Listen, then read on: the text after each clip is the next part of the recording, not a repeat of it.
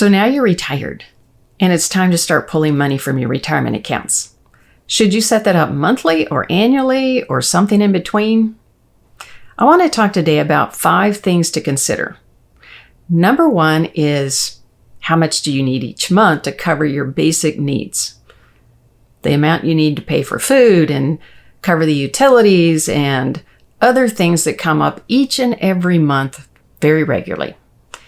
Set up a monthly distribution that will cover whatever you need to cover that. You might have some Social Security or a pension or some rent income or some other sources of income that are going to help cover a portion of that. And so you would take just that difference from your retirement accounts, have that sent over to your spending account, your checking account each and every month, so it's there when you need it.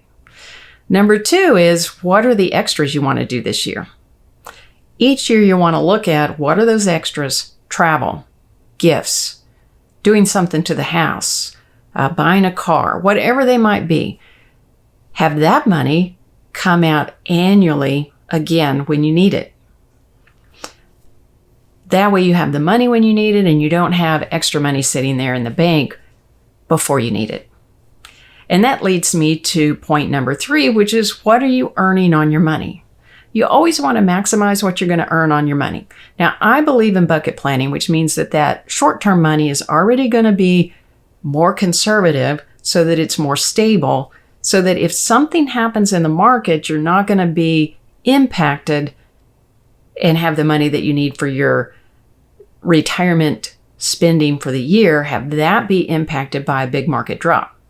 But you still can earn more money having it invested somewhere than in the bank. And so you want to be sure that you're looking at that and maximizing how much you're earning each and every year.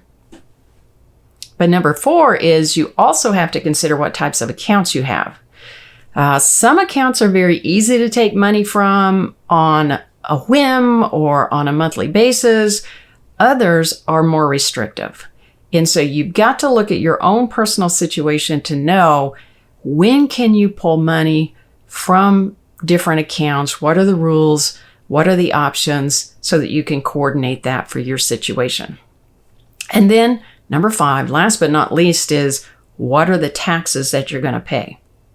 So you want to consider what you need to do to create that income for this year or for next year, and yet minimize your income tax for the year. So at the beginning of the year, you want to consider, can you do qualified charitable distributions?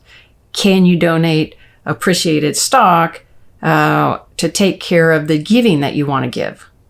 Can you take some funds from an IRA account or a 401k account at a lower tax bracket and use that to fill up some of that lower tax bracket and yet spend it? Or do you want to take money from a different type of an account where maybe you have some capital gains that are going to be taxed at a preferential rate? You've got to look at each of those things each year to decide what's the best combination for this year.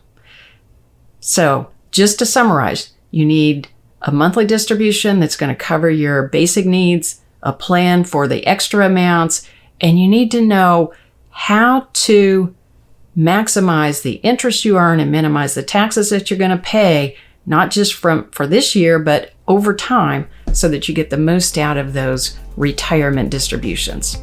It takes a little bit of planning, but you want to look at those things because that's going to put you on your best path for retirement.